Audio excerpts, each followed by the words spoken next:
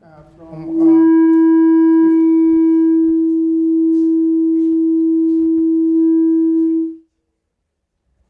UBC Studios.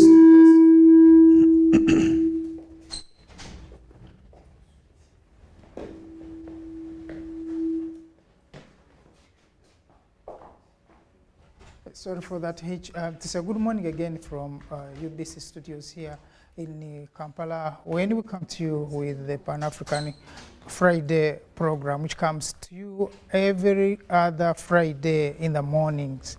Kampala, of course, today is very interesting. For those who didn't move out early, it was hard to move out, and for those who delayed, it was also hard to move out. But when it rains in Kampala, that's what happens. I'm sure this rain could have been a bigger part of this country and maybe the rest part of Africa, of East Africa rather. As usual, in Kampala, we always move out early, and for those who did so, must have also experienced some downpour. And in Kampala, what happens? So after you miss the rain, then you will catch the traffic. So you have to decide either to move out early with the rain or to come out later with the traffic. But that is Kampala for you. So for us who are here today in the studio, as usual, we always appreciate your time being with us and sometimes getting back to us, and shall be shortly giving you a number on WhatsApp. Please don't call, but you can also send us your information, your messages. We definitely shall be able to receive the messages, and we shall get back to you accordingly. By the time we wind up the program last week, I promised that we'll be getting back to you with the leadership of, because we had a discussion and we had a contribution from the ambassador of Israel based for this region, who is based in Nairobi, and I did promise that I'll get back to you with the contributions and also submissions of the leadership of Hamas, and also preferably also, if possible, the leadership of Hezbollah. I have not been able to bring you that episode, but I'm sure in the subsequent programs we shall be able to have those the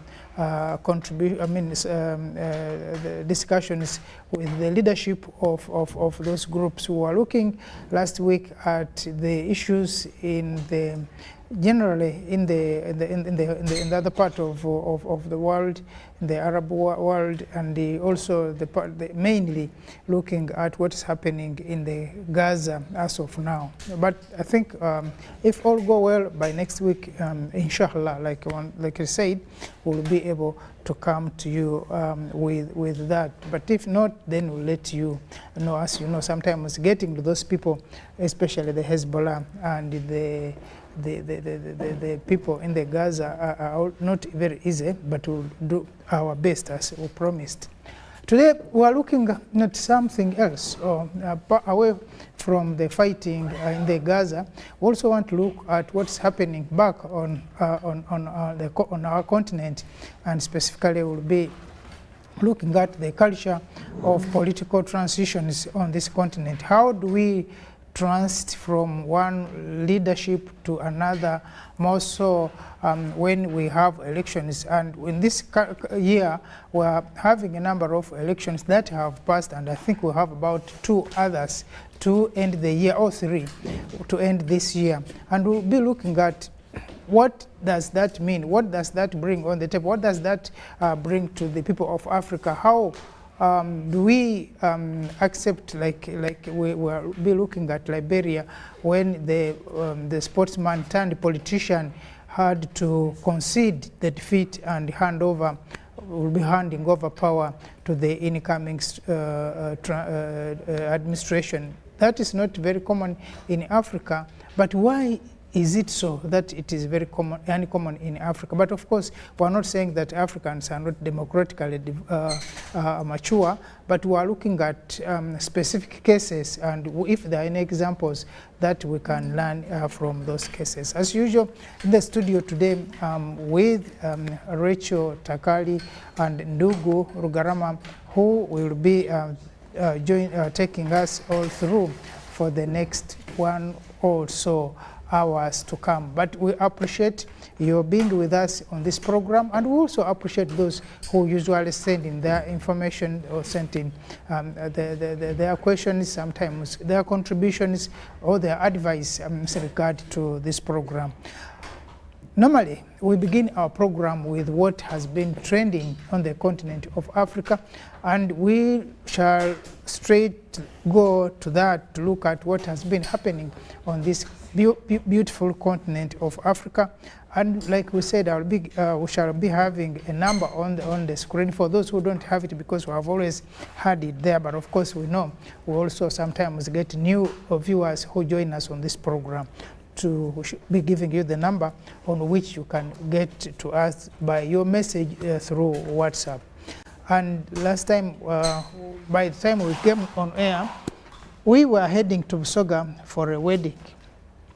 And you people, I welcome you back from that wedding. And I know it was a good wedding and it was a good time, and I know many people who attended definitely enjoyed. We had also some bad cases where we had, I think, an accident through which some people lost their lives. But I think all went well, and welcome back. Rachel. Thank you. Yes, that was successfully concluded.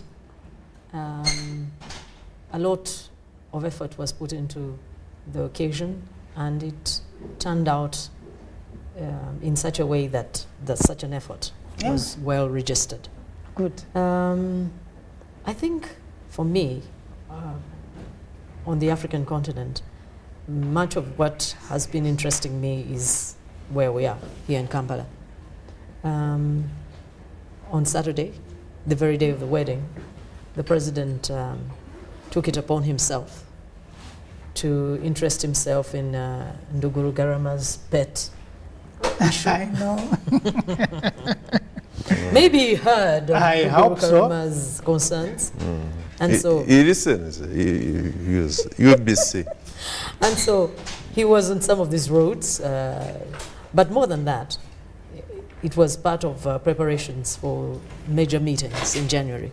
Yeah. Uganda will be hosting the Non-Aligned Movement meeting in January, along with the G27, and there's also the Commonwealth The G77. Parliamentary.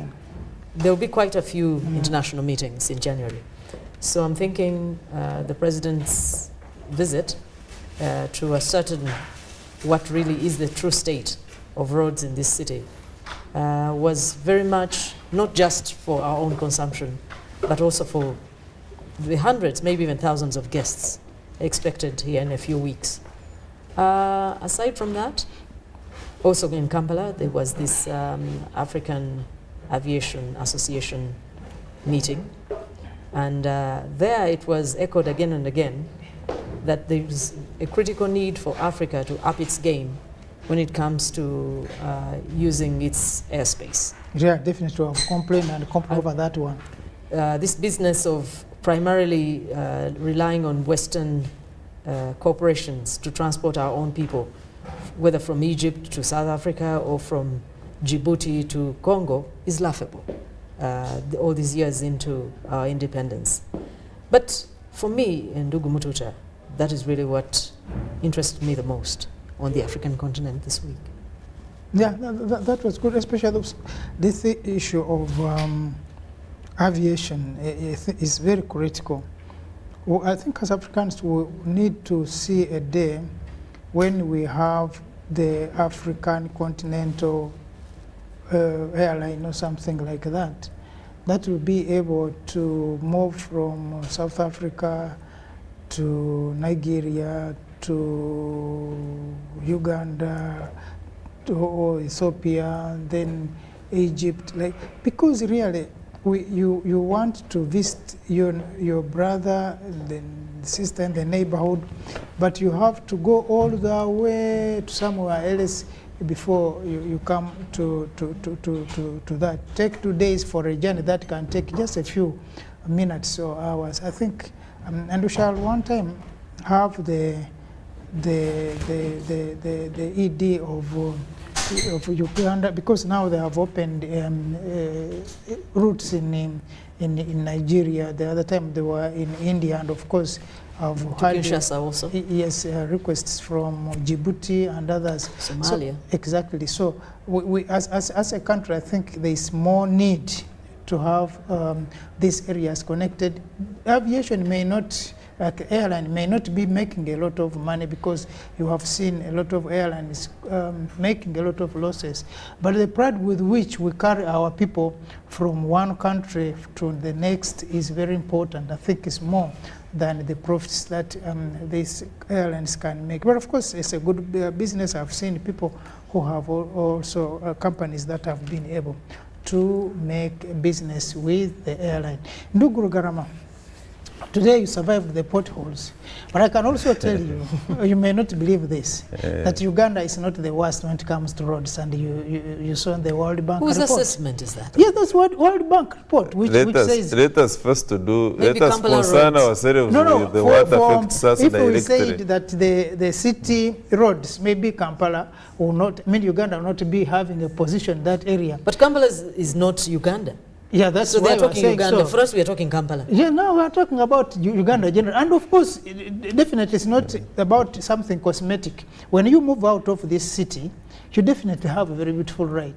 It is until you come to this So should we city, give up as residents of Kampala? you better do something.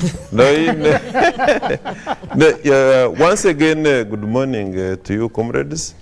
And we can never get tired of thanking you and the management of UBC for this opportunity. I'm glad, first of all, that the Fountain of Honor, the President of the Republic of Uganda and the patron of the Pan-African movement, has had something to say about the state of our roads in Kampala. Not that it is for the very first time, but it couldn't have come in at a more appropriate time when we have been talking about it seriously here on the national broadcaster.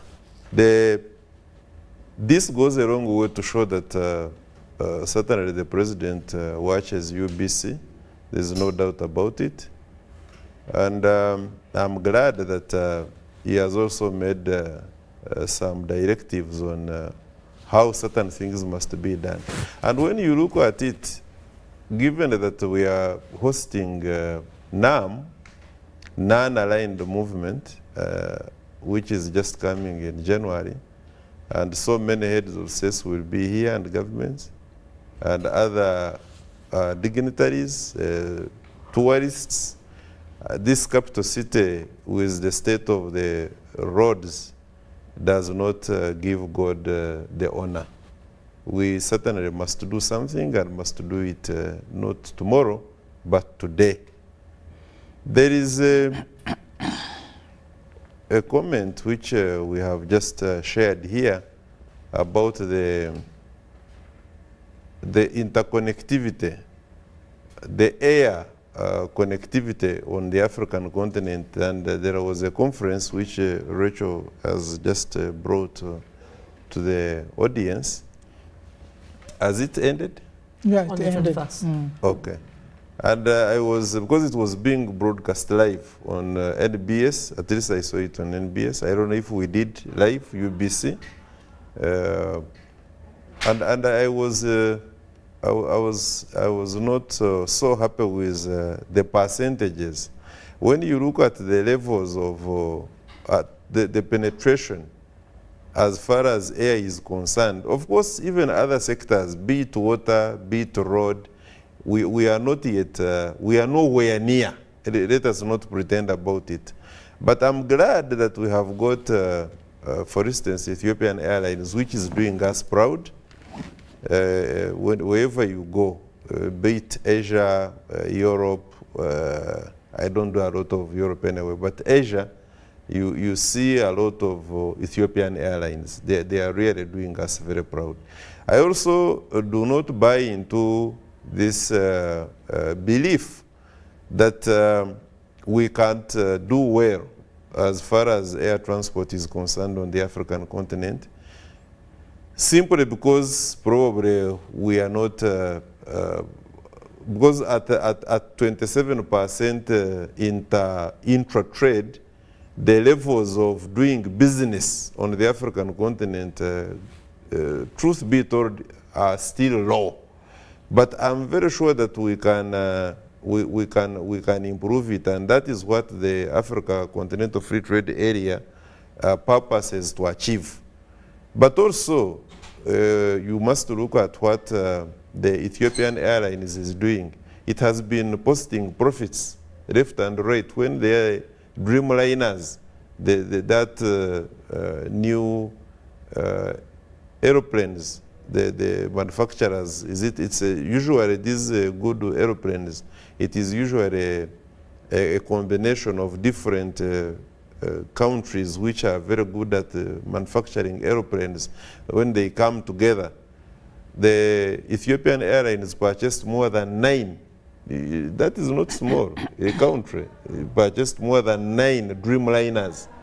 And I think if we can't go it alone as a country, and I can see these people here, the media and some opposition members who are making a lot of noise against our CEO for Uganda Airlines. She's doing wonders so far. When you look at her partners elsewhere, they are all praising her. And I think when you look at how many routes we have opened now, of course, we are not, we can't claim to be where we want to be, but I think she's steadily doing something in that direction, along with her team, because nobody does it alone. Probably, this week has also witnessed, which I think is our topic today, the elections in Liberia. Liberia is a unique case. We shall talk about it in details.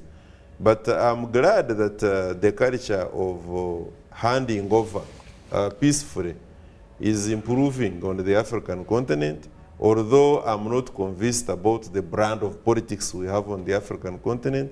I believe we can make it more indigenous. And maybe finally, I have noticed that what was taken rightly from the start, that is the disagreement between the mainly opposition parliamentarians and government about the missing persons, that they have done all it takes to have government account for people who are missing, about 20 plus, and the government has not given accountability. So they decided to walk out of parliament, and the speaker is threatening to evoke the rules to have them thrown out of government. Of course, it will not be the first time should it happen. But in case you want my views on that, to the audience, my views really are that there is no harm at all, and it is the government's duty. And NRM, my party, I must confess, I get a little bit disturbed when some of these small things really seem to be dogging us. We have got ministries which are filled with very clever people, highly educated and experienced. There is no way we can have government, moreover our own government, NRM, failing to account for its own people. That shouldn't be what should define us. So I do sympathize with the opposition members of parliament. I hear them. And actually what should have been done, in my opinion, if I was in parliament, is also to add myself to them and say, we need, because today is so and so, tomorrow it will be me or my relative, and that simply is not correct. But I don't have to be an opposition member of parliament to see that my government has a responsibility to account for every citizen. And I think that is the cardinal principle driving NRM. NRM certainly has not changed. The few exceptions, isolated cases here and there notwithstanding, and some poorly behaved young men and women given offices also misbehaving notwithstanding. So I want to believe that whoever is missing should be accounted for. And by the way, even if somebody is dead, God forbid, even if somebody is dead, it is the responsibility of government to say so and so is dead. There's nothing like people disappearing in thin air. Those are the days of the old, and they have disappeared. Now, It you shouldn't have, be you have now. even shifted me from my point of high cost of operating an airline in Africa. I was coming to that. Now you Well, come if you're carrying dead bodies, tell us. yeah, of course, there was also that story which came up, I think, was it in the Standard, one of the newspapers, that Uganda Airline has created a very good business Booming. of carrying dead bodies. Yes. I'm like, what? Are we even being now connected with the carrying of dead bodies? But if dead bodies are So Uganda, if these individuals were referred elsewhere, let them be returned on Uganda Airlines. I think that's not the best. I know you people have no idea, knowing that you are moving with a dead body on the plane. No, nobody will tell you, by the way.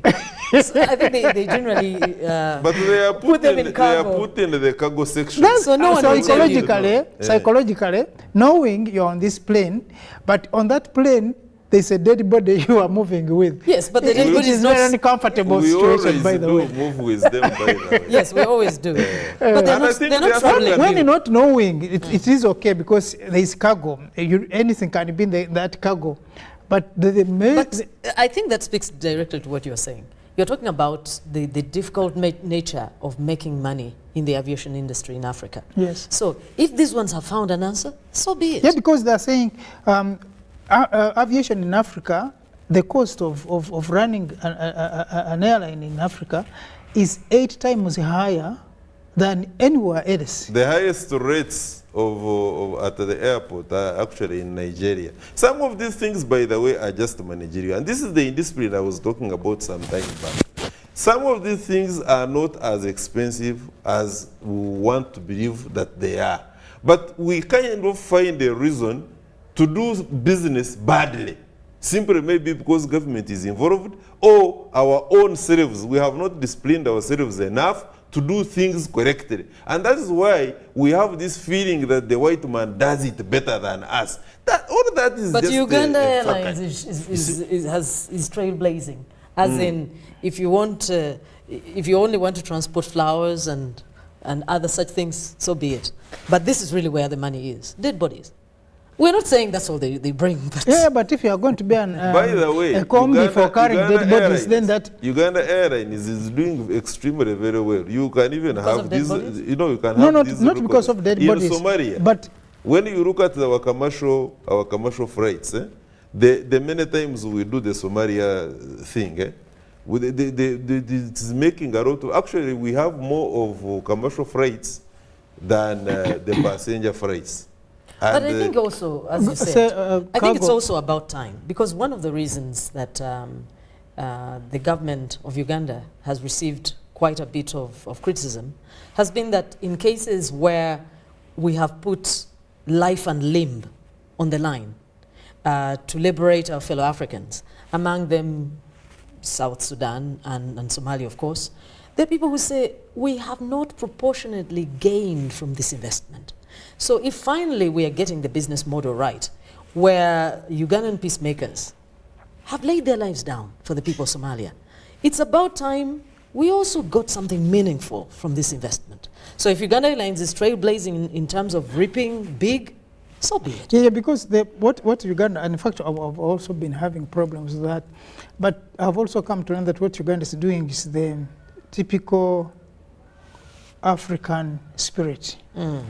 Because if Americans came to your country and helped you and liberated you for one reason or the other, America never helps. Trust Let me. me put that on record. America comes, it doesn't do what Cuba does. Yeah, because America, you invite them. No, they are not invited. They are never invited. Not in every case. America invites itself to your country Yeah. to start with. Either they have created the trouble and they purport to come to want to solve it. Yeah, because if you have allowed them to do that, they'll definitely, and There's that's nothing like- where no, Africa has allowed them to do so. Comrade Mtuta, America does not get invited. America creates trouble, and it is on record in all their declassified information of CIA all over the world.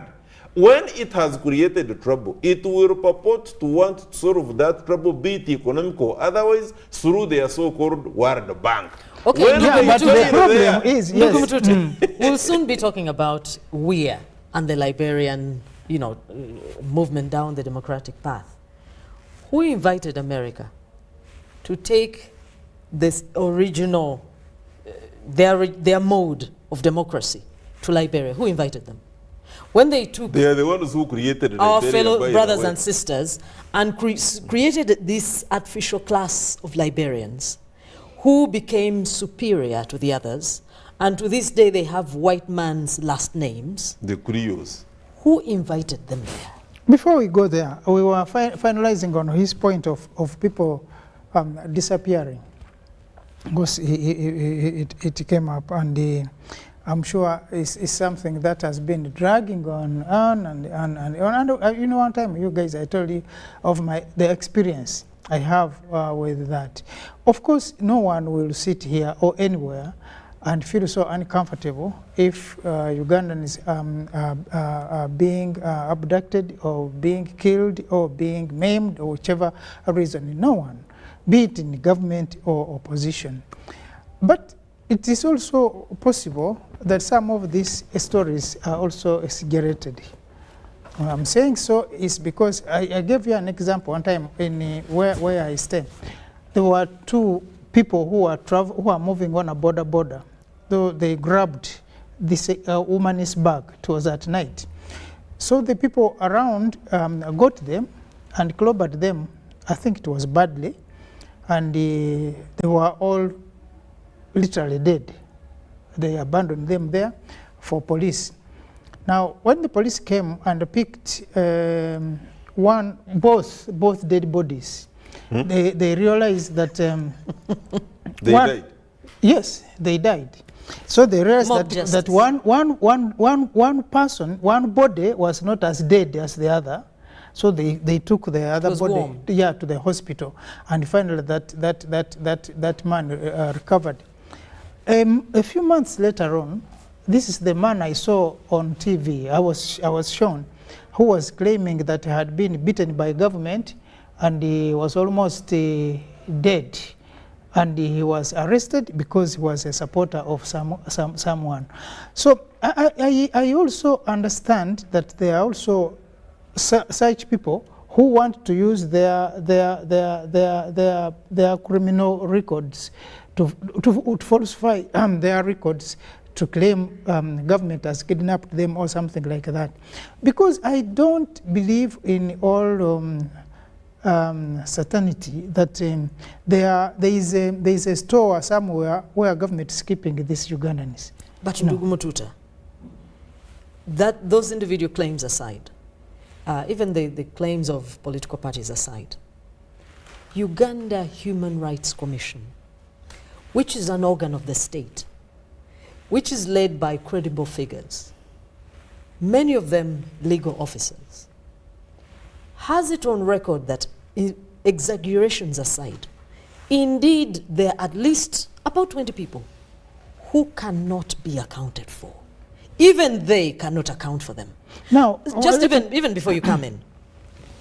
So the question becomes, themselves, they have invited the state to say something. Because the state has not said, in many cases, they have admitted that some of these people are in their custody.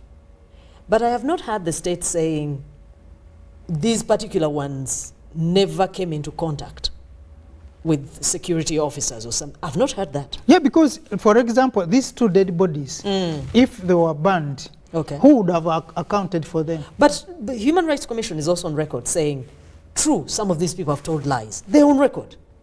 And they have named this one, this did not happen. They have been very clear. Then they said, we have narrowed it down to 18. But even if it was 2. Yeah, even So- one person is a human And being. to make matters worse, even as Nduguru Garma has been saying here, on the floor of Parliament, the Speaker directed the organs that are responsible for this situation, or in charge of these kinds of things, to actually present a report that isolates all these concerns. Yeah, but where That do you get even these that people? is not Where do you forthcoming. get these people? I think we shall have a discussion too. And we're talking about these things. It's not only actually a case in Uganda, because we have seen similar scenarios happen in Kenya, because people are also asking for some people who disappeared during the crackdown on the violence, the post-election violence. We have seen this happen in other countries. In Ghana, we have also seen this happen in other parts of South Africa when they had violence. So it But is I not. think also, as you said, it is not that the unique nature or lack thereof is not the issue. The issue is the record of NRM. Remember, Absolutely. the strongest reason for taking to the bush, wasn't it human rights abuse? Absolutely. You Wasn't see, it? No, you So- are dragging me in this discussion. No. No, no, no. But, What we are trying but to say- what we are saying is that even to that, NRM, I'm not a spokesperson of NRM. No, you don't have but to be. Yeah. NRM is not does not have a deliberate policy of kidnapping people. But for we're not purposes saying of that. silencing We're the saying the opposition. reason it is so potent Actually- is because of the credentials of NRM. That NRM so everybody's has. wondering, with this your good history and your firm commitment, what has gone wrong? And Nobody's maybe- saying it is and your when- culture. And just to say something on that, you see, this is what we are saying. We are saying, look, NRM is such a government right from inception that human rights record is at the helm. Never mind that, of course, like darkness at noon, where it is written that nobody rules guiltlessly. There will always be isolated cases here and there. But the driving force behind NRM, one of the driving forces behind NRM, the 10-point program, the 15-point program, the issue of human rights is at the center. We are saying that we have got this particular government in the present times, which certain ministries are filled with at least the people we know, and some of the departments, the investigative arms and what have you. And wonderful laws. Absolutely. There is no way the NRM has put itself up there that when we see this, we're like, no, we can't allow it. For us who claim to be part of the system, at least by subscription, that the ideology, we are there. There is no way we can sit back and say we are comfortable with NRM, our own government, which we know very well, that is above failure to account. How does NRM fail to account for 120 people? Simply come But up don't and people, say, if they have been killed just in, a minute, say it, you are the government. you don't Say know. it. You don't know. You can't Say know. that Okay, also. if malaria Say killed that you them, don't okay. know. No. Yeah, but if you are the government. It's like a home. That this is a shamba boy, this is a cleaner, this is a what, and you are saying that, say that at least the shamba boy, at the time he went, I didn't know, but at least he was here. There is a record that he was here. I can't for sure say he is dead, but at least I can't see him. Say that. Let the family yeah, know. because Let the people know. even those that Yeah. that claim are in Saying custody. nothing does not help you. No, but you don't know. Say that you don't know. Exactly, because some of these people you don't know where they are, because someone is saying you have them. See, since when did I have them? The ultimate but I know the ultimate what- keeper of the citizens is the government. Exactly. It is the responsibility of government. You can't even say you don't know. But you can't police, that will also warrant I think that you also- have to police Give us every a other report. person. Give us a think report also- and But say this is Ndugu what we have Mutita. tried to do. But that notwithstanding, okay. I think Ndugumutura also, the fact that this issue is front and center of parliamentary issues these days shows that, first of all, the stakeholders, whether they be opposition politicians or ruling party politicians, acknowledge that there is still a space in Uganda to talk about the unthinkable. No, but you have said it. No, just a moment. It is to the credit of NRM. We know how governments have been in this country, where the moment you say such a thing, you yourself will disappear by nightfall. So the fact that these people have been saying this thing all this while, and they're still alive and breathing, I think is an acknowledgement on their part that NRM, despite its other issues, still has a space for those people who don't agree with it. It is a positive. Yeah, but I was also coming to the same point you are saying, that does it need someone to walk out so that that is addressed? Yes. That may Because- not necessarily have been a good way of doing it, but how else do you propose they Can't. should have done it? But Remember- because this opposition, you know, one thing which also Ugandans need to know, that members of opposition are also part of this government.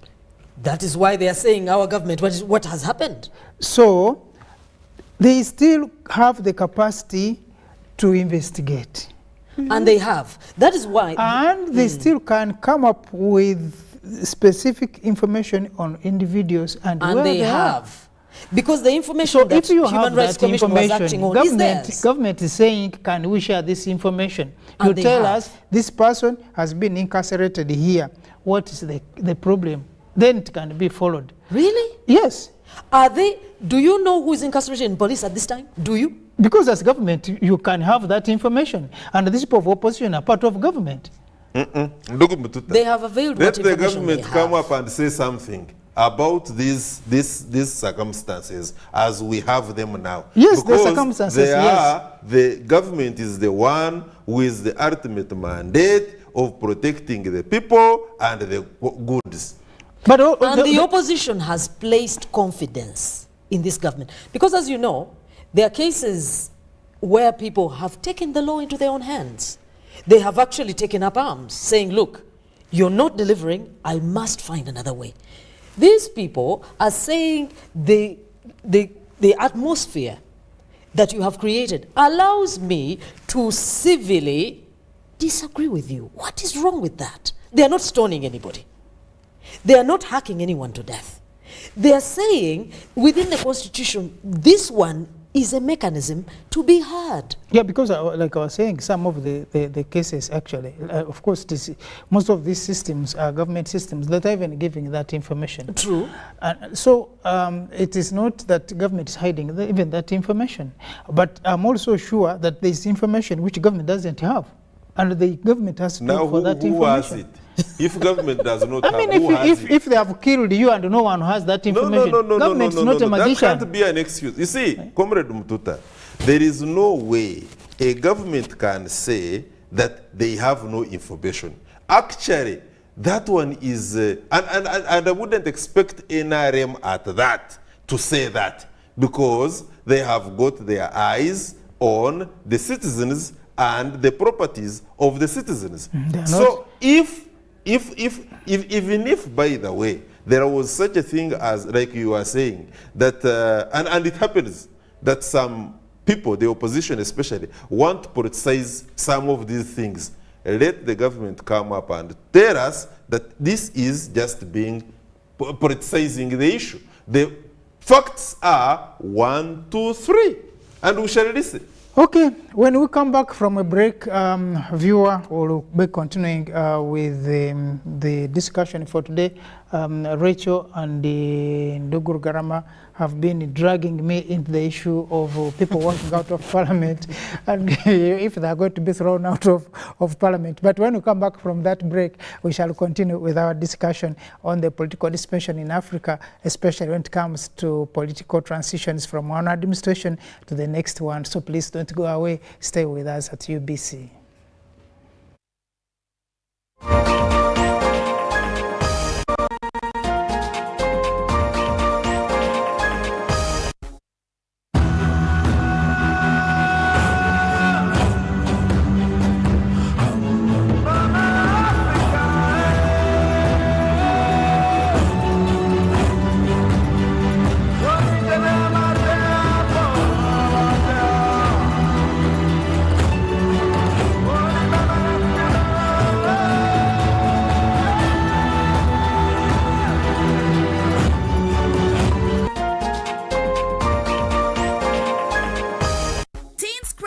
An amazing off-the-hook youth program program brings you an array of fun, exciting, and educative segments you do not want to miss. From red carpet moments to proms, youth empowerment programs to youth gig vibes, and so much more, Teens Crown will get you hooked.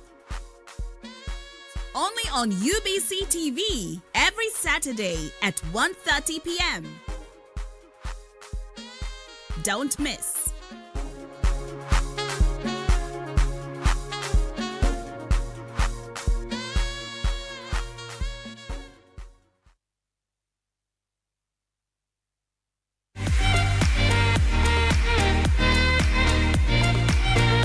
The stage is a world of entertainment.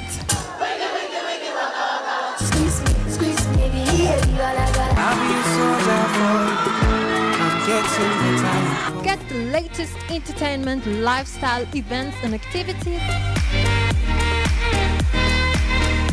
Chats with celebrities that make headlines. It's your girl Zari, Mama Tifa. I'm in town, I'm in Uganda. It's showbiz. Join me, Mary. I intend to connect you to a lot of fun. Cause I know you want it, you love it, you enjoy it. All on Powerful Level Magazine, reloaded for you right here on UBC. Don't miss out every Saturday, 12 p.m.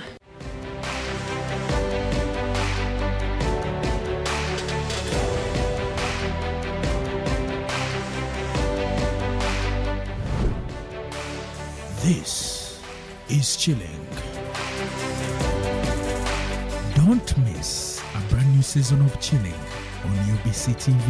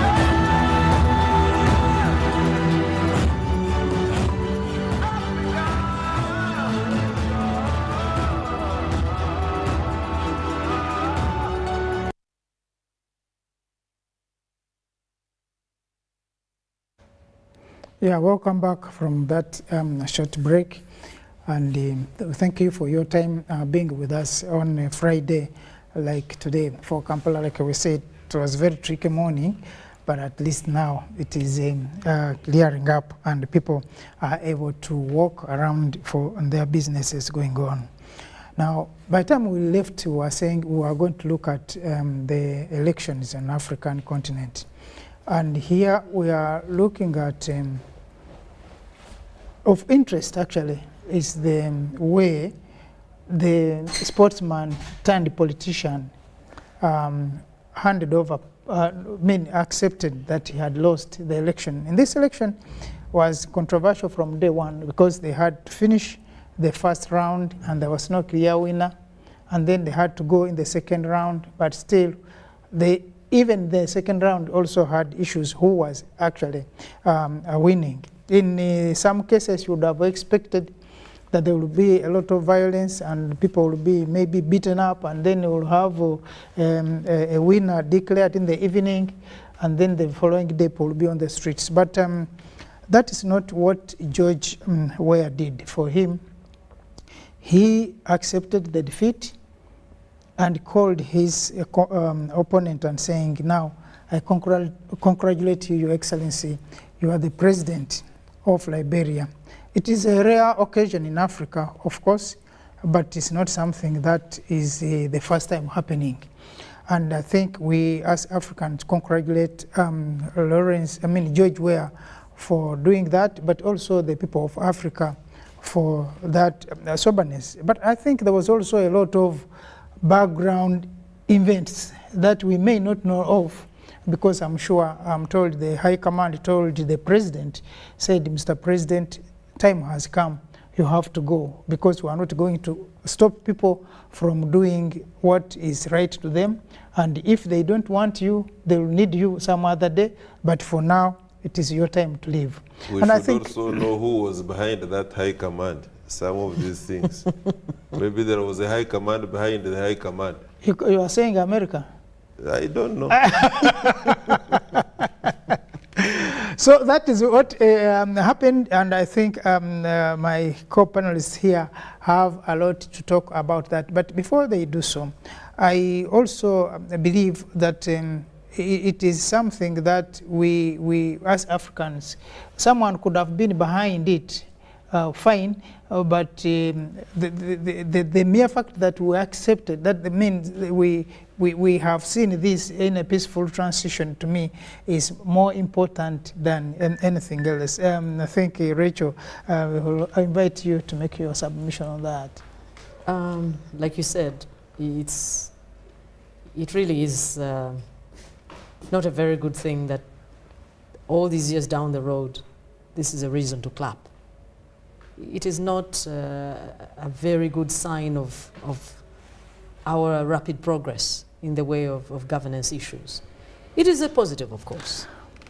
For now, yeah. Yes, it is a positive.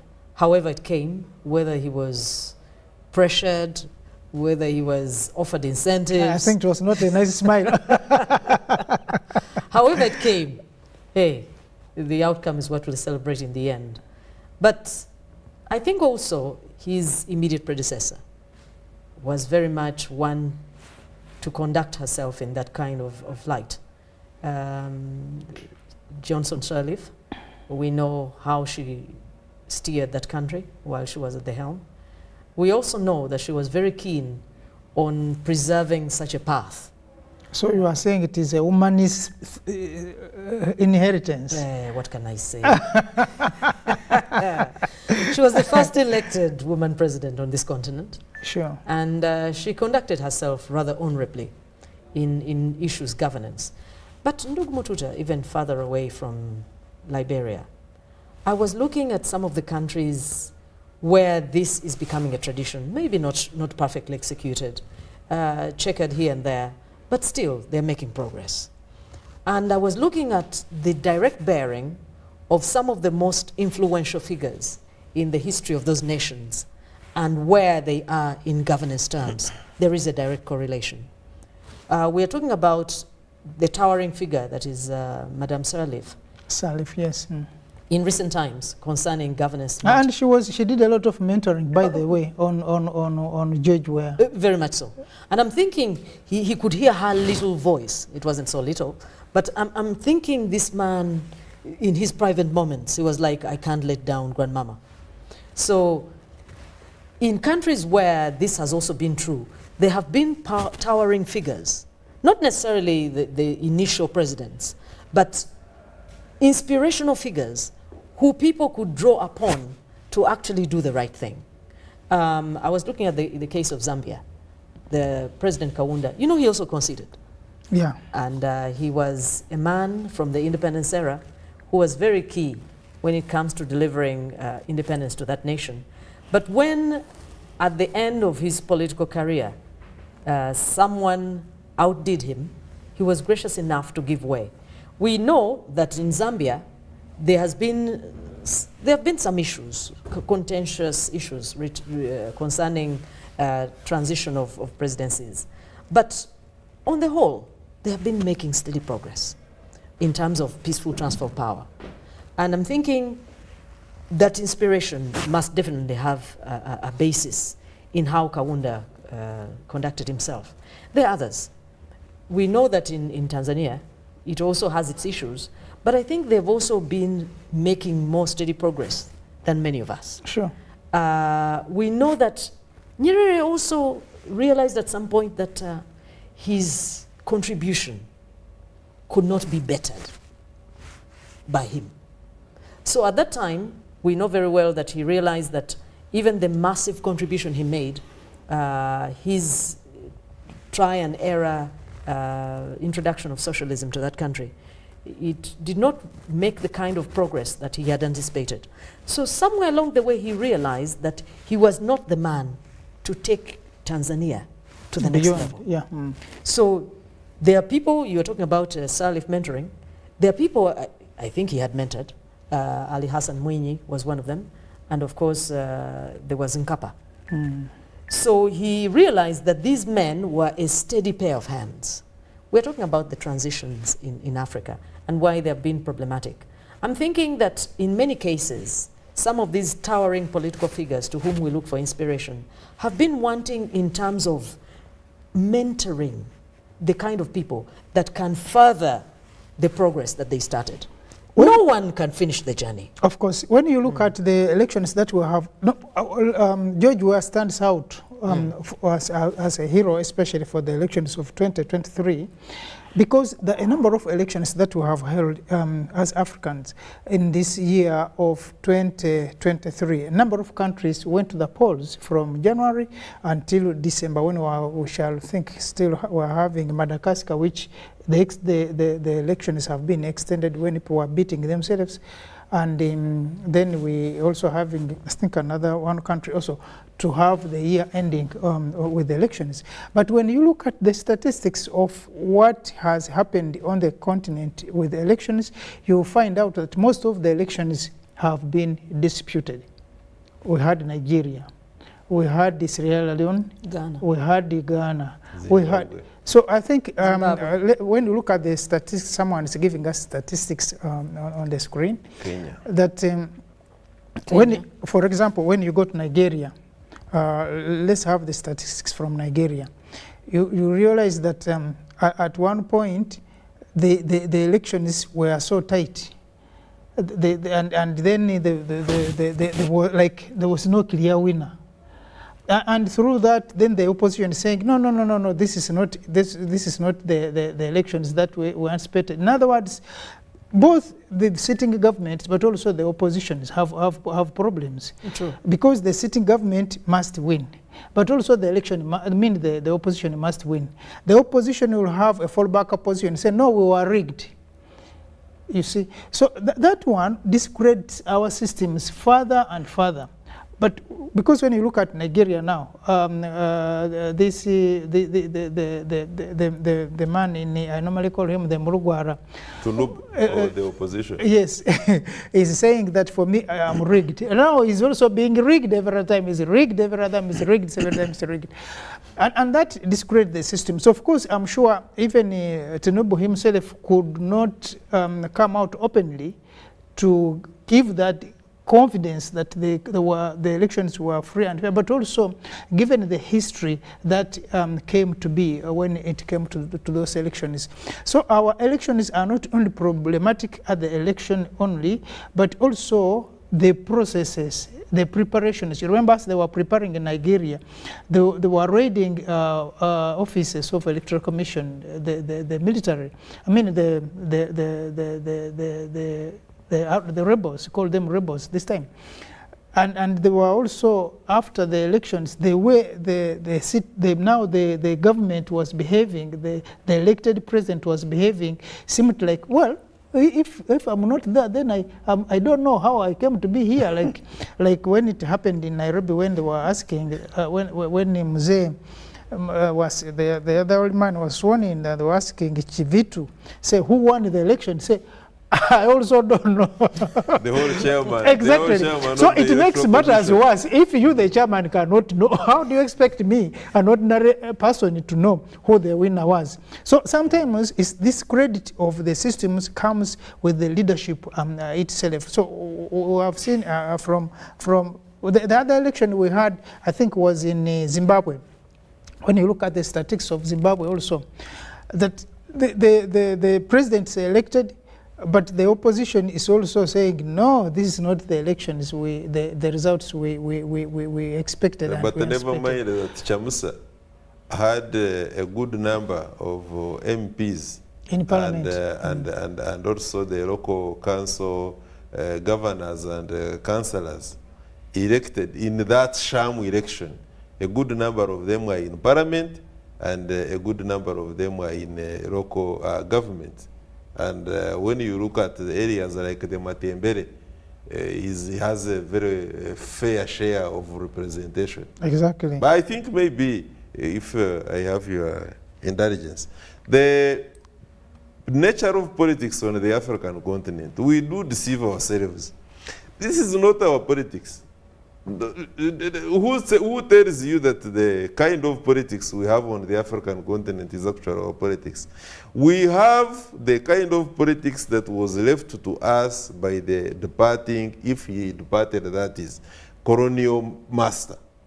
And he makes sure that the tenets upon which the kind of democracy is supposed to revolve is watered and kept alive.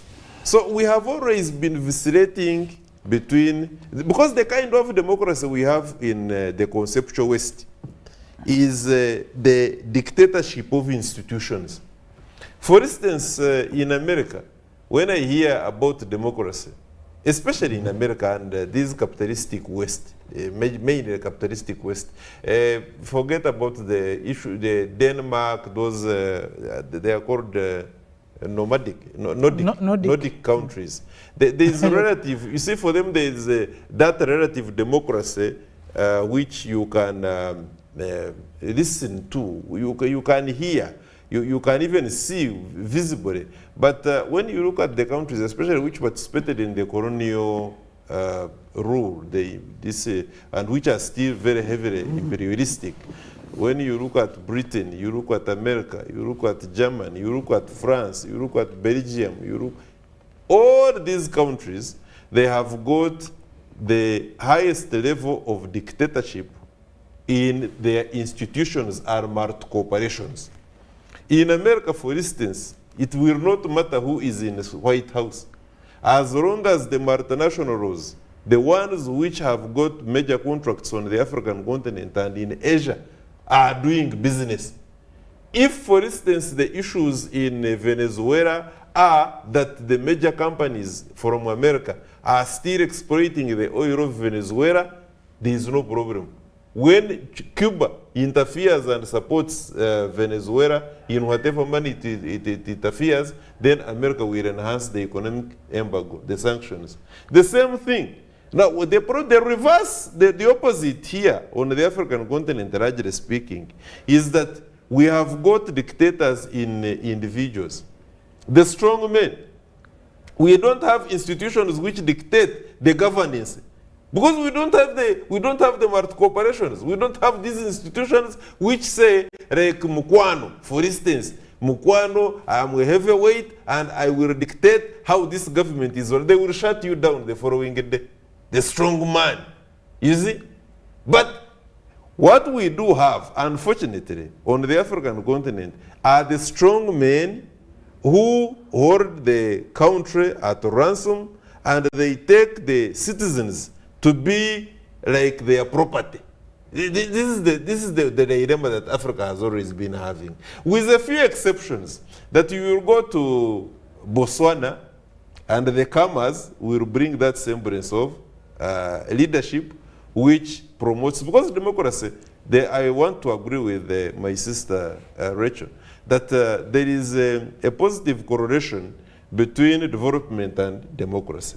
Even this democracy, which is a bit debatable, really, this African democracy, which is given to us by the colonial master and the imperialist, if there is that semblance of transfer of power, which is peaceful, and we are not going to go into civil wars, coups after coups, that's steady, like we have had in Tanzania, for instance. The Chama cha Mapinduzi, somebody will argue that there is a dictatorship because it is only Chama cha Mapinduzi that is in governance. That's wrong. There will always be different brands of democracy, and if we can identify the kind of democracy that Africa fits Africa, then it is a panacea for democracy. China identified one. It doesn't matter what America and Europe says about the democracy of China. That is their democracy. America can go and hang. They also have theirs. You remember what they did? And I think also along those very same lines, the hypocrisy that has been imposed on us by these Western nations seeks to pretend that there is a democracy that suits all. Which That is pretense is it Isn't came it a pretense? from the pit of hell to destroy whole societies. There is no such thing as a democracy that fits all. Every society is unique. Every society has its own interests. Every society has its own aspirations. For example, you cannot say that if you picked the Westminster model wholesale and planted it in Germany, democracy can survive. If you planted the German model and you put it in Slovenia, I know it could not suffice, it could not last one day. Why is it that these Western minders of these African states insist that the parameters of their vision, and by the way, the vision of democracy of France is not the vision of democracy of Germany. So when the people the leaders of France are addressing people in Mali, it is against their template. And when the people of the leadership of Britain is talking to the people of Uganda about democracy, they are not thinking like the Germans do. So why is it so hard to understand that if we are talking about transition and governance and politics, we cannot be talking about the exact same thing in Kenya and in Zambia, in Malawi and in Egypt? But It also, can't be. Yeah, but So also, that is one of our dilemmas. Yeah. We have also ingested this, by the way, it's utter nonsense. We've ingested this utter nonsense and insisted that what is happening in Zambia must tomorrow happen in Uganda, but it can never be. We each must develop our own answers. That is why we struggle so much. We are trying to benchmark Britain wholesale. It can't happen.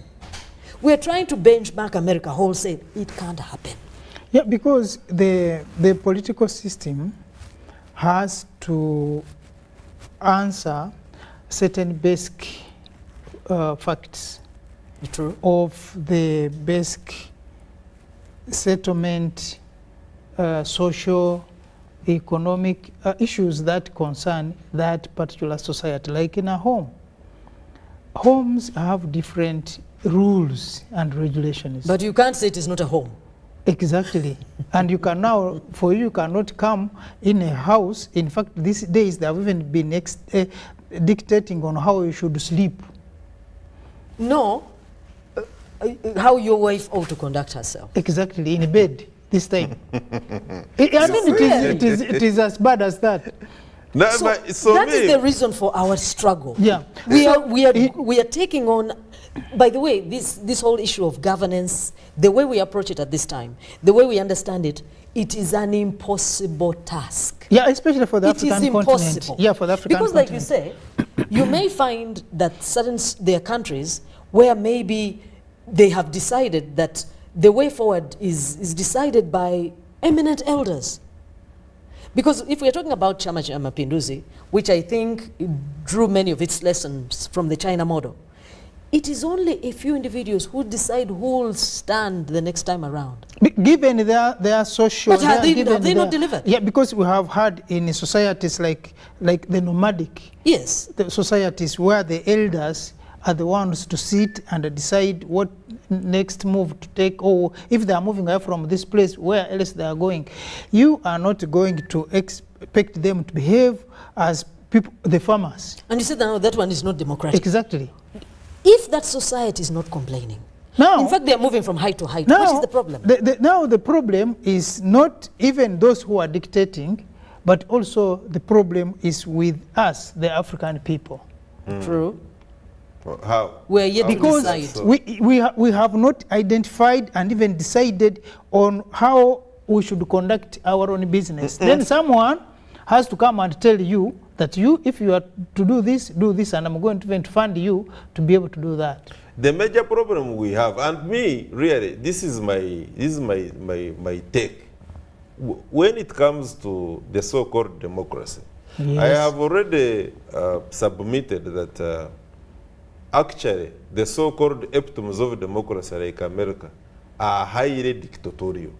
But their way of dictatorship is through institutions.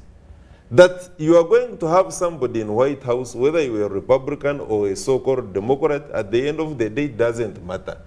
Are the multinationals of America doing business the way they were doing America first? The foreign policy of America. How is the foreign policy of America? Are you in tandem with what Israel is saying? Is Israel doing the bidding of America? Israel is not America. You see?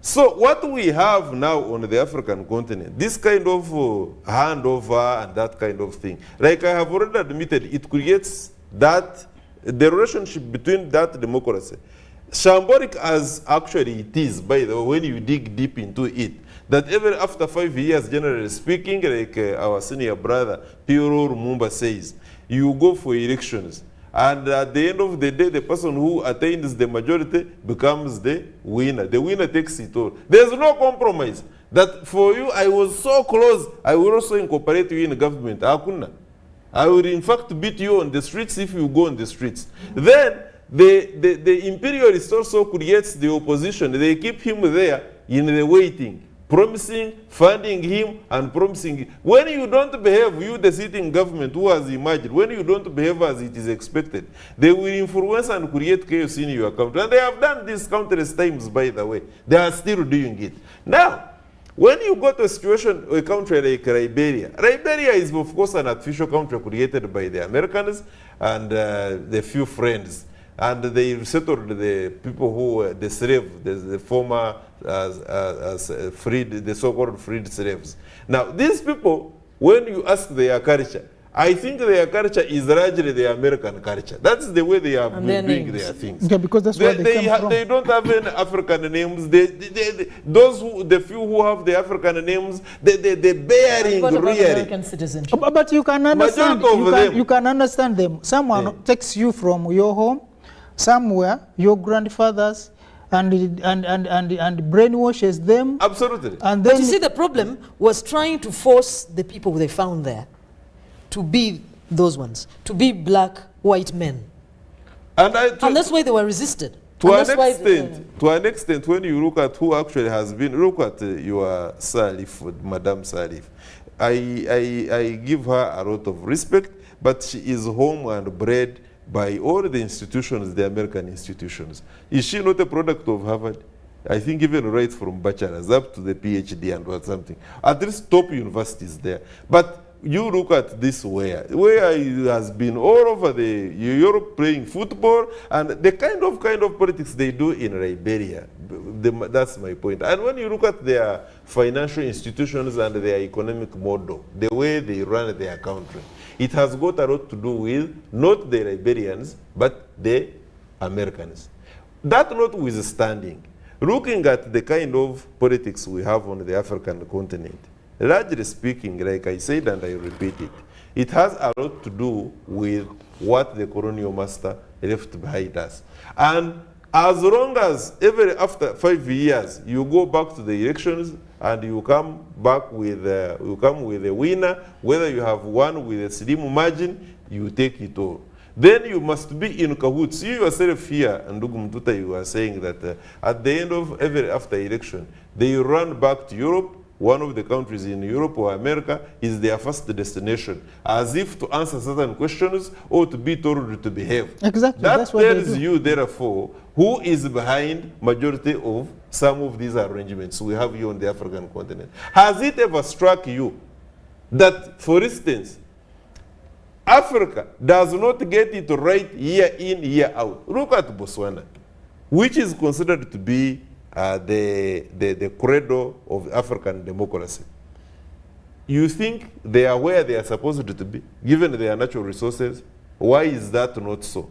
Why are they not where they are supposed to be when they are considered to be a democracy? Look at countries like Mauritius. Because those are relatively the kind of economies that we pride in. Look at the economies like Egypt. If, for instance, America withdrew her support from Egypt. In fact, when even looking at countries like Mauritius, you wonder whether they are African countries. You see, and that one that tells you that not until we sit down and realize that going for these elections, ever after 5 years, returning either different president does not change the blueprint. Now, for on me, that- the nature of democracy, Ndugu Mtuta and our dear audience, for me, the nature of democracy I want on the African continent is that democracy that is going to deliver cleaner roads, clear transport, be it on water, air, to encourage and support the programs of the African Union, even if it is like we now have the Africa Continental Free Trade Area, to have the nature of democracy that is going to promote the right of citizens in their country, to make sure that there is nothing like unaccounted for, certain unaccounted for something. And that does not, we don't have to have Europe come to tell us, like the French were going into, was it, which country is this? They are largely former so-called French West, where there was Ouattara. You see, say that they indict the president, they strike a Ivory deal, Coast. Ivory Coast, then they bring you back. The moment we get the challenges, the African challenges, and we know that our problem is poor infrastructure. Our problem is poor financial institutions. Our problem is poor education system. Our problem is poor health system. Can we fix that? The nature of democracy that we is going to promote that. Because if, for instance, the Western democracy was the panacea for our solutions to these challenges that I have pointed out, I think we would be very far. But now that we are not there, it means that we must search for our own democracy, which we must use to solve our own problems. Now, I you think said, also- yeah, before she comes in, you say something that you talked about, that having, for example, Americans, and I like them for that they can have a very useless president, in the name of a president. Who's trying to come back? Yes. No. No. But as long as the institutions are working, that system will survive. Who resist you? Exactly. Now, the problem Even with your Africa... Britain, what have they been having? Total confusion. Are they not moving around? Exactly, because the institutions have over time been strengthened, and that is a plus to me. Now, in Africa, the problems that we're having, and that's why even this George Weah lost, when he came on power, he was promising, was riding on the things that he said he was going to reform. Corruption, sijui what, sijui health services, sijui. Now when he got into power, because the systems that he inherited were the same systems that he was going to use to deliver what he promised. Did he? One term and it's gone. And that is why I think who said it was this African ambassador to Europe, to America, who said that we can change presidents 100 times, but unless we address the fundamental issues Yes. in the systems, we are not going to move. I think also the fundamental issues among them, we cannot wish away governance matters. Sure. There are many places where people have said, all right, we'll leave the political equation alone and concentrate on economics, concentrate on healthcare, concentrate on education and so on. But in the end, you keep returning to this elephant in the room because you keep realizing that the governance issues encroach on these other sectors. I was still talking about the subject that Ndugu Rugarama talked about also. The fact that our nature of politics so far as Africans has revolved around strongmen, unlike governance models elsewhere. So I don't know whether that is a question of our culture. I don't know whether it's a question of our environment. But if that is the nature of our politics, it is incumbent upon us to refine how to arrive at which strong man is in place per time. Since that is our way of doing things. Exactly. If that is means that's If that is our way, becomes- because exactly. the strongman politics is true in China Liberia, China has done and it. it is true in Egypt. Yeah. They're Arabs, but it seems that when you're on the African continent, you also become like that. Exactly. You have to behave like them. Yes. Some of them are Muslims. They're in Nigeria, but that same. Others are Catholics in other places, but as long as you're in this continent, it seems you'll become a strong man. So, we as Africans, if strong men are the ones who deliver, let us refine the process of yielding strong men for our governance puzzle. Yes. Yeah. Just like, as you said, in the case of Tanzania, they have refined how they arrive at who sits there. And that model is serving them. It has kept them from turmoil and bloodshed and these other things. What I was saying is that even going back to independence times, we find people such as Patrice Lumumba. They may not necessarily be strong men, but towering figures. There's a difference. Exactly. Because Lumumba did not serve that long, the one of DRC. But his Just governance 1 year. model did not see a logical conclusion. In other words, his governance was interrupted. But there are still people Rudely. There are still people who draw inspiration from that kind, short that person. time. But the fact that it was not neatly woven into the next phase of leadership has been disrupting DRC until now. Up to now. Even in Kenya, the late Kenyatta, Jomo. he did not neatly finish his course. Death took him. We all know this.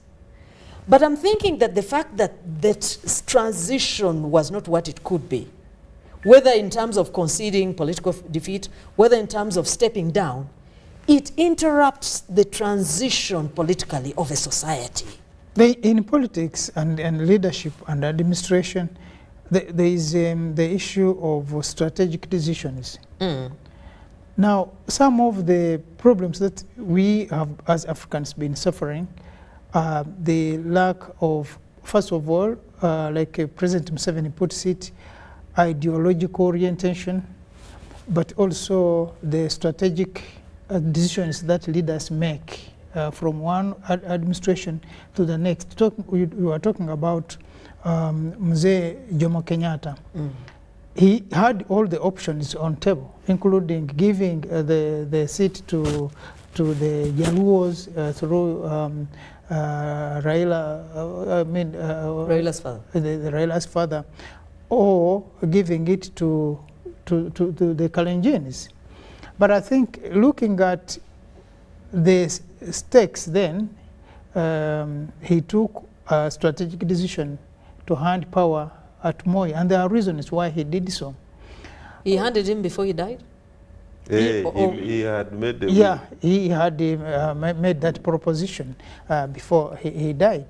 But you look at it that in some of the African countries that, including DRC, where we have had issues in the Sudan, and these strategic decisions have not been calculated or coordinated, that you end up in some of this, but also some good accidents that come.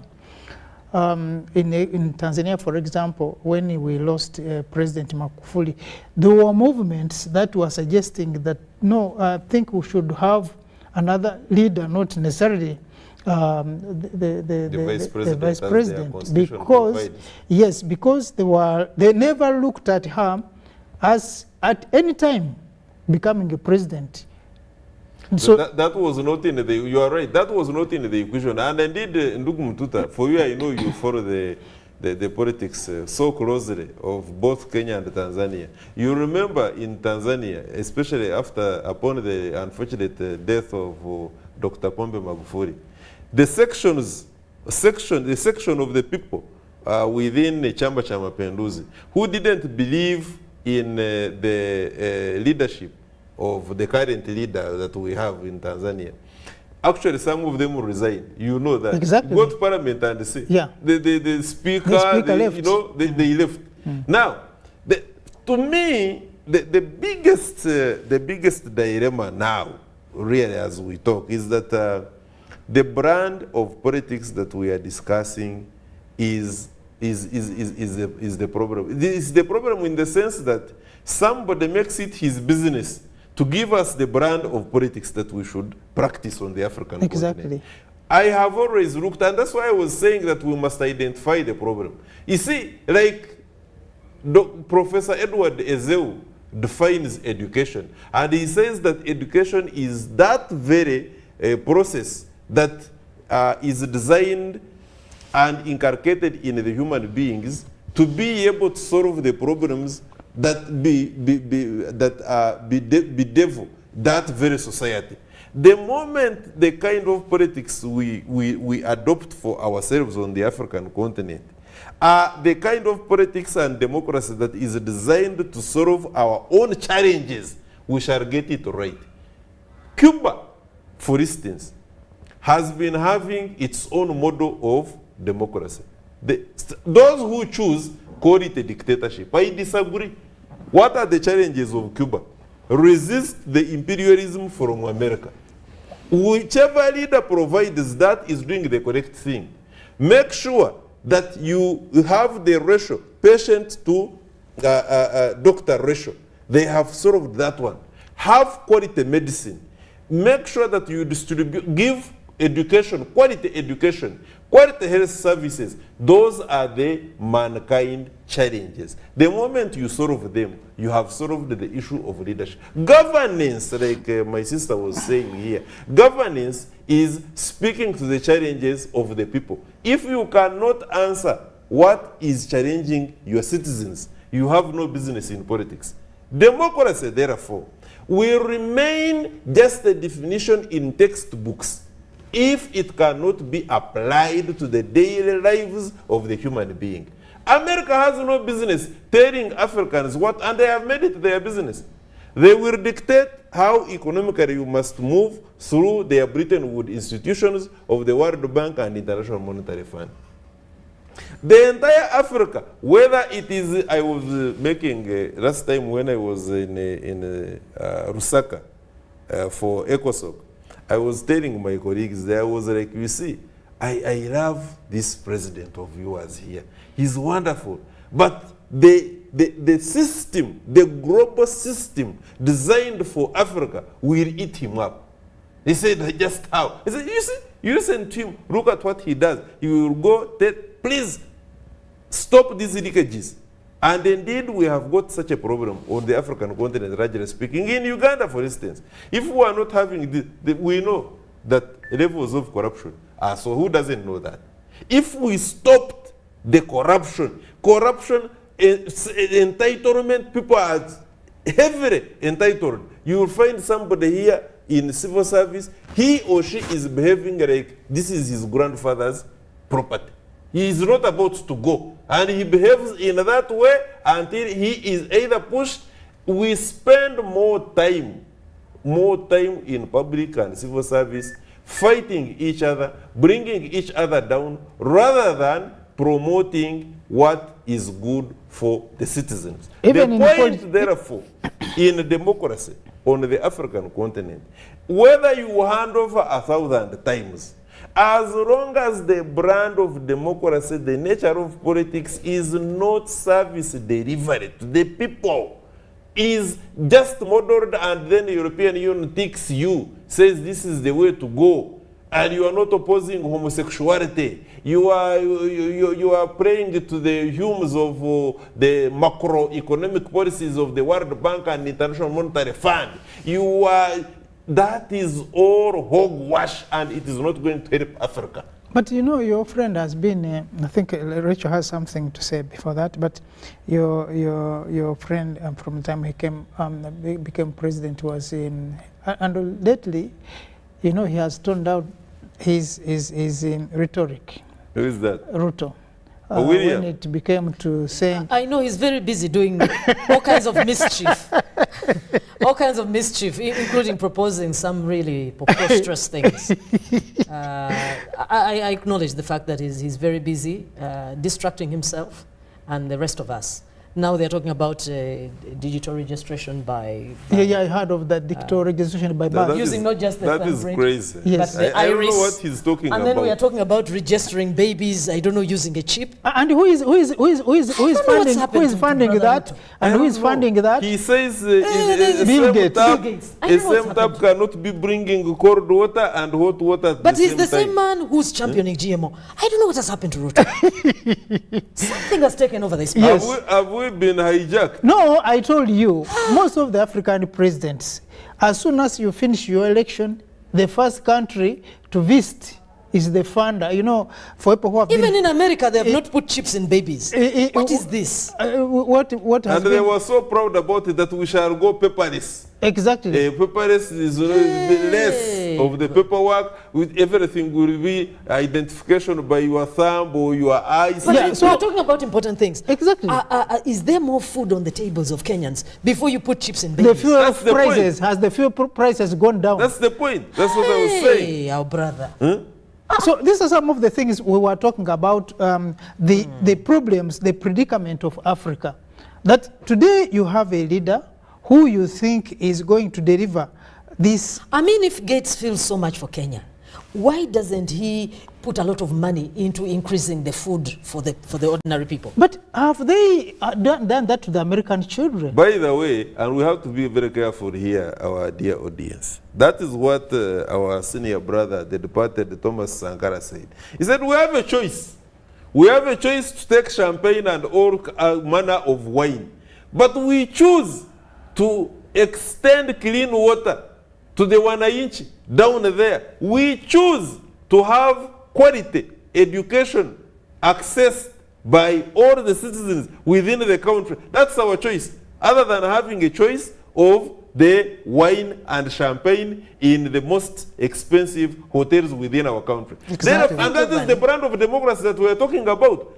Unless we get that right, that we must sacrifice the kind of democracy, the kind of politics we should have on the African continent, that is not merely finishing your 5 years, garnering for another 5 years, is not even close to the speech that was given by Barack Obama at Addis Ababa when he visited, and every African president went there, that I have finished my term. I think I'm a wonderful president. I can hand over. Yes, I agree. People should The hand problem- over. But at the end of the day, you are handing over what? No. And what have you contributed? The systems must be cleaned up. And it is our duty No. as a continent to clean up our systems, stop balkanization, increase inter-trade penetration, have one currency, have one passport, have a borderless Africa, have a That commonality. one is not going to happen. Let It me is tell going you to why. happen. It may not happen in our lifetime, but it is going to happen. I cannot say It it is is not not- going to happen. No, it can and will happen. Why? It will happen. The problem However- is When? the problem is that is not going to happen in quotes as long as we Oh. still, because we are having two leaders in Africa. One leader is the one who is leading people in the day, and there's the other leader of the same leader who is leading at night. Unfortunately. And we have seen these deals that are cut behind the curtains. A president comes on power And says I'm for the common man. Exactly, for the common man. We are sorry, we have to take this example of Ndugu Ruto, because this is a hustler. Is it the common man who needs chips in their babies? The hustler who came on power, riding on the ticket of the common man, of the hustler, saying, for us the hustlers. The hustler now turns around. And says this iris of yours Yes. is the one that will be used to, Exactly. to identify you. Really? And when the problems, people demonstration for basics, let alone whether they will have babies or not, because if you are not even having the food, will you have babies to begin with? But this is the irony of Africa, that the leaders that we have, other than being elected into power, you are talking about 5 years later. You will need these people 5 years later because they will have to bankroll you to get you the money to give to your hustlers. The so one that who they wants vote the you. chips in your babies. Exactly. They're the ones who are going to give you money to be able to give this money to the hustlers so that you will find yourself. So the problem at the end of it is not whether you are a good leader or you are a bad leader, but the problem is that you have to win the next election. I think, Ndugu Mututa, talking about paying attention where it is due. Because like you said, there's a tendency around here, they like to use the word diversionary. You were talking about Ndugu Ruto keeping a low profile these days. He's immersed in diversionary tactics because that is definitely diversionary. But that aside, we were talking about the place of the towering political figure, the place of a leading political voice in a generation. We're talking about the ones that are good for our nations. We're not talking about those ones who are in place, but no one wants them to be where they are. We're talking, he talked about Zambia, and I don't know whether you are referring to Hachilema. Hachilema, of course, okay. is our guy. But Zambia is instructive concerning these transitionary issues. You remember that within a 10-year period from 2008 to 2014, they actually lost 2 presidents in office, moreover. There was Levi Mwanawasa, who died in 2008, and then there was Michael Sata, who died in 2014. But that did not ruin the country. They continued much like Ndugu, the one of Tanzania, what's his name? Who died in office? Magufuli. They also went rather seamlessly on with their democratic project. Because I think those countries, unlike many of us who are struggling much harder, is that they have reached a certain level of consensus concerning the basics that define democracies where they are. Many of us here on the African continent are being plagued by transitions because there has never been a consensus, minimal, concerning how we want to govern our societies. And also the issue of ideology. True. We don't have towering figures from which we draw inspiration. In the cases of Zambia and Tanzania, they have towering figures. In Zambia, of course, there's Kaunda, and then there's Nyerere, from which the country can draw strength concerning how to go forward. Countries that don't have that are struggling. We don't have people who we feel represented us meaningfully enough to emulate. That is why Nigeria is struggling, because they don't have that. Olusegun Obasanjo, after his military escapades of overthrowing others, came to himself. And he started them down a path, be it checkered. It has had, they have stumbled, but they're still going. They have not returned to overthrowing one another. The case is also true in Ghana. They stumbled initially, having thrown out Osejefo and others. Much of that was done by Rawlings when he overthrew people twice.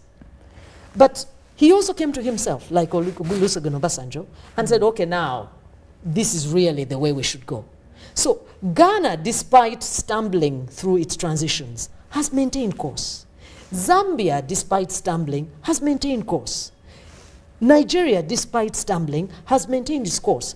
I am here to submit, Ndugu Mututa, that these particular countries are establishing their brand, not the Western one, not the Westminster model, not the American. They are discovering what is right and proper for them.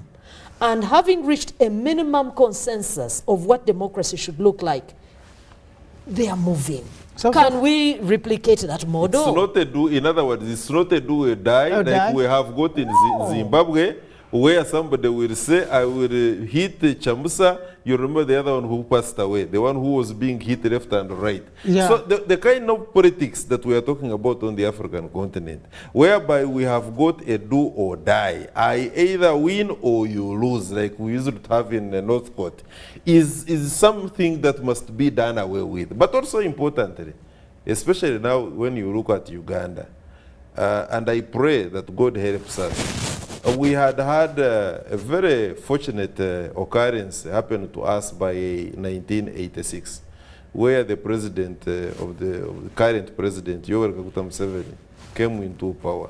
And when you look at the kind of exploits, the leadership, the kind of respect, the Pan-African credentials, here and away, on the African continent and beyond. Now, my prayer is that now after him, and I'm not in any way suggesting there are those who may have their own issues, of course, personal or otherwise, with the current president, but in all fairness, truth be told, that he is one breed of a leader that you cannot really say you group him into the kind of leaders that we have seen around who are really doubtable. But his Pan-African and patriotic credentials are now going to be put to test as when we see who comes after him. That is going to be a very, very, very strong We test. have seen that happen in South Africa after Mandela came off the scene, and people now started bringing in the corporate elected presidents. Of course, Mandela had a different story from that. And we have also realized that there are times when, much as the systems may work, they can also be very notorious. And we have seen that mainly in the South African part of this continent. Now, when you look at the subsequent, especially after Mzee Mandela, it was the only Mbeki, I man, believe. Mbeki, then after Mbeki came on my friend, Like who was more successful on the international scene than Than back at home. the domestic scene. Yes. It was And- autocratic in every way. Exactly. But when this friend of mine came on, and I think up to now, South Africa is still suffering Jacob. from the ripples of what the spanner that Jacob Zuma threw into the politics of South Africa. So sometimes, that's why I think where you don't definitely need very strong men. We talked about refining the quality of strong man. Exactly. So the quality of Mr. Zuma was not right. And we were talking about if the institutional model is not right for Africa, Exactly. can we find the right strong man? Something, yeah, right, refined strong man. That strong man can still be both a strong man but also a towering figure in the politics of And that representation country. of Yes, our- so that even when they have left, we still can refer to them for having done ABC. And the issue of ideology is very, very important, because why the South African problem still exists is there was that Passover of ideology, I think, was lacking. What did Mandela believe that the current administration in Africa, South Africa, believes? What did Mzee, for example, Nyerere believed that It's going on today. today, and you can still make some traces of what he believes and what is being practiced today under CCM, but that is not going to happen with ANC, because I think there is a lot of leap within the ANC. When this one leaves, another one comes with a new thing. Now, when you look at countries where people come together, we will be referring to Kenya again. These umbrellas, they bring together a lot of things, but they don't come up with the refined strong man you are talking about. Those That's- are coalitions of opportunistic. convenience. Exactly. We must have old, tested political parties which have got a history of delivering. That is why Chama cha Mapinduzi, we have been saying here, has been delivering, although it also had its own problems. Yeah. Now, nobody can claim that for me, I'm going to offer a leadership clear of any trouble. There will always be trouble. But when you have got people coming together at a particular time without a shared vision, there will always be, A struggle- along the way, struggle there for will power. always be cracks. Yes. And these cracks, the people that are going to suffer the cracks are the ones that even were not at the table of deciding to come together.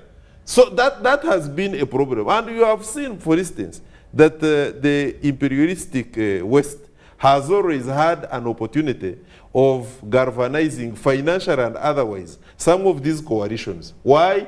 Because they want governments in our respective countries and elsewhere, which are going to do the bidding of their interests. So when that happens finally, you get a disconnect. That the coalitions and the established governments are not serving the interests of their people, but they are serving the interests of those who helped them To come come into to- power. That is what we are saying. Rachel, as we wind up. As we wind up, this issue of political transitions on this continent is not as simple as we have thought of it until now.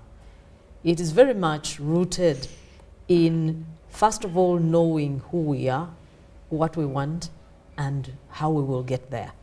Until those questions are answered, we cannot have meaningful political transitions.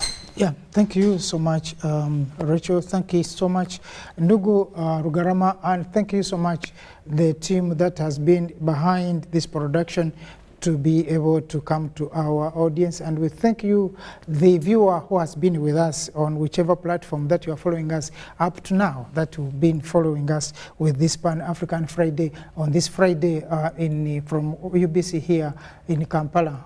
Until next week is when we shall again be coming back to you with a fresh discussion on the issues that concern and affect the people of this continent of Africa, both here and outside of Africa. Until then, we wish you the best of the weekend and see you next week again on Friday. Thank you and be safe.